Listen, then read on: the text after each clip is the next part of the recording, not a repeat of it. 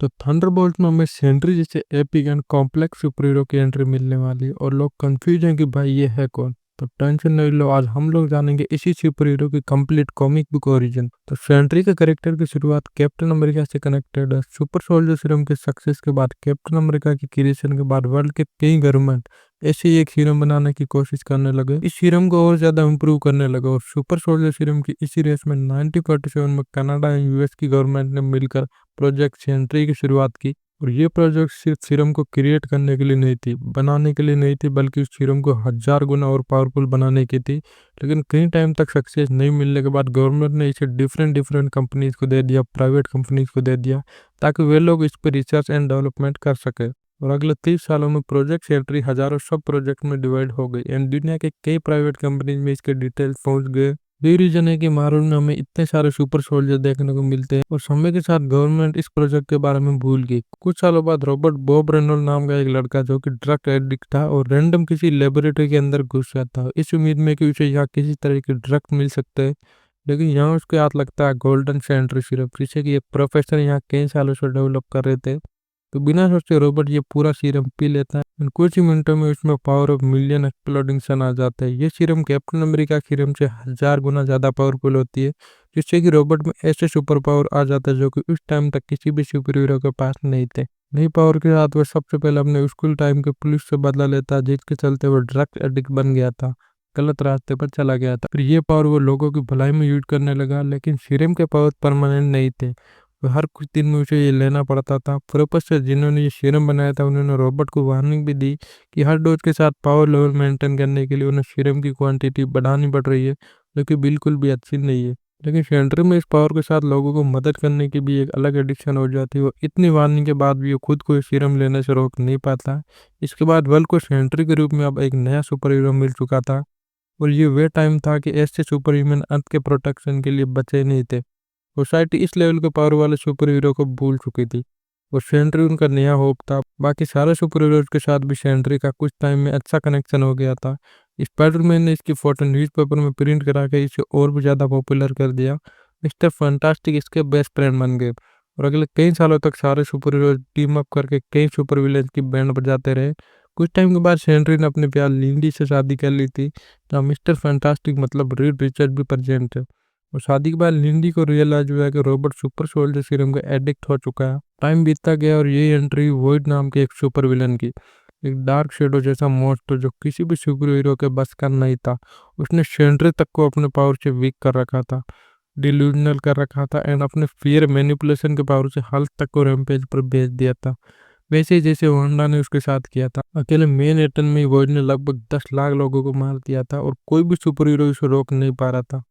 यही रिवील हुआ कि वर्ड कोई और नहीं बल्कि खुद रॉबर्ट यानी सेंट्री है। और समय के साथ सीरम के डोजेज इतना बढ़ चुका था कि वो पावर सेंट्री पर हावी होने लगी और वर्ड उन्हीं पावर का एक डार्क एस्पेक्ट था। बेसिकली वर्ड सेंट्री की एक फिजिकल स्प्लिट पर्सनालिटी थी, जहाँ सेंट्री सबको प्रोटेक्ट करना चाहता था, वहीं वर्ड सब कुछ डिस्ट्रॉय करना चाहता था।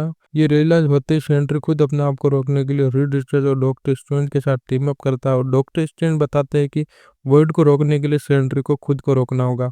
मतलब जब सेंट्री एग्जिस्ट करेगा तो वर्ड भी एग्जिस्ट करेगा और वर्ड के एग्जिस्टेंस को हटाने के लिए रॉबर्ट को सेंट्री को भूलना होगा। जिसके बाद सेंट्री के वॉच टावर से रीड रिचर्ड ने वहाँ का एआई यूज किया और एक ट्रांसमीटर लगाया और एक वेव क्रिएट की, जिससे कि जहाँ तक ये वेव पहुंचती वहां तक लोग सेंट्री को भूल गए।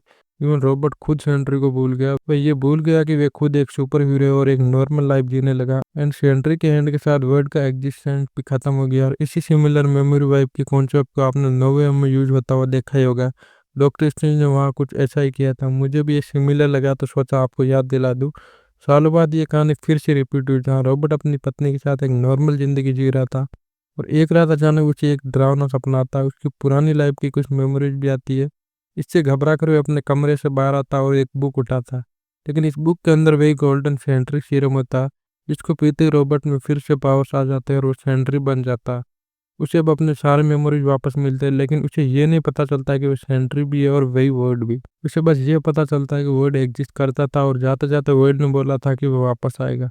मैं तुरंत अपने दोस्त रीड रिचर्ड के पास पहुंचा, लेकिन वॉच टावर से निकल रहे वेव के चलते सेंट्री को कोई भी पहचान नहीं पाता। रीड रिचर्ड अपने हेडक्वार्टर वापस जाता है और इस इंसिडेंट को वह शू स्टॉर्म को बताता है और बोलता है कि उसे किसी की शादी तो याद आ रही है, लेकिन ये सेंट्री कौन है उसे बिल्कुल भी नहीं पता। लेकिन उसकी यहीं पर नज़र पड़ती है शादी में मिले एक गिफ्ट पर। इस गिफ्ट के नीचे एक टेप रखा होता है जिसमें रीड रिचर्ड ने खुद के लिए मैसेज रिकॉर्ड कर रखा था। इस मैसेज में सेंट्री की पूरी स्टोरी थी और वो सब था जो उन्होंने वर्ड को रोकने के लिए पिछली बार किया था, लेकिन यहाँ भी ये नहीं बताया गया था कि सेंट्री वर्ड है। दूसरी तरफ सेंट्री अपने वॉच टावर पर पहुंचता है और वह उस ट्रांसमीटर को तोड़ देता है जिससे कि सब उसको भूल चुके थे और इसी के साथ सबको सेंट्री के एग्जिस्टेंस का पता चल जाता है, मेमोरी वापस आ जाती है। उन सारे सुपर हीरोज को भी सेंट्री को रियलाइज होता है कि पिछली बार रीड रिचर्ड ने पब्लिकली उसे एक धोखेबाज कहा था और उसकी सारी मेमोरी मिटाकर लोगों के सामने उसको मरा घोषित कर दिया था। लेकिन अभी तक किसी को ये याद नहीं होता कि सेंट्री और वर्ड दोनों एक ही है। वो मेमोरी किसी के पास नहीं होती, तो यही एंट्री हो जाती है वर्ड की। सेंट्री शेर वाले के सामने आ जाता है और बताता है कि वर्ड आ चुका है और सारे सुपर हीरोज वर्ड को रोकने भी आ जाते हैं, लेकिन सेंट्री उन सुपर हीरोज से भी गुस्सा होता है। किसी सुपर हीरो को पता नहीं होता कि पास में सेंट्री के साथ उन्होंने ऐसा क्यों किया था। लेकिन सेंट्री की रेत से बात और बिगड़ती इससे पहले डॉक्टर स्ट्रेंज की एंट्री आती है और वह ये रिवील कर देता है कि उन्होंने सबकी मेमोरी से वर्ड की रियलिटी को भी मिटा दिया था ताकि वर्ड कभी एग्जिस्टेंस में आए नहीं, लेकिन वो फिर से वापस आ चुका है। तो ये सबको बताना जरूरी है कि सेंट्री तुम ही वर्ड हो। इस रिवोल्यूशन के साथ सारे सुपर हीरोज को वर्ल्ड और सेंट्री की मेमोरी वापस मिल जाती है और सेंट्री खुद फिर से रीड रिचर्ड और डॉक्टर स्ट्रेंज से बोलता है कि एक बार फिर से सेंट्री को मरना होगा। पिछली बार के जैसा रीड रिचर्ड फिर से वो ट्रांसमिट वर्ड टावर में इंस्टॉल कर देता है और सेंट्री के साथ सबकी मेमोरी वाइप हो जाती है। रॉबर्ट रेनॉल्ड फिर से एक नॉर्मल लाइफ जीने लगता है, लेकिन सवाल है कब तक। तो ये थी सेंट्री की कॉमिक बुक ओरिजिन और अब देखो वहाँ इस स्टोरी को नॉन लिनियर में बताया गया, लेकिन मैंने कोशिश की है इसको जितना सिंपल वे में पॉसिबल हो सके उतना मैं समझाऊँ। तो हाँ, होप सो की वीडियो आपको पसंद आया होगा। इफ हाँ तो वीडियो को लाइक करना, शेयर करना, चैनल पर नहीं हो तो सब्सक्राइब करके जाना। डॉक्टर डूम की कॉमिक बुक ओरिजिन जानने के लिए लास्ट वाली वीडियो देखें। मैं जल्दी नई वीडियो लेकर आऊँगा, तब तक के लिए टाटा बाय बाय।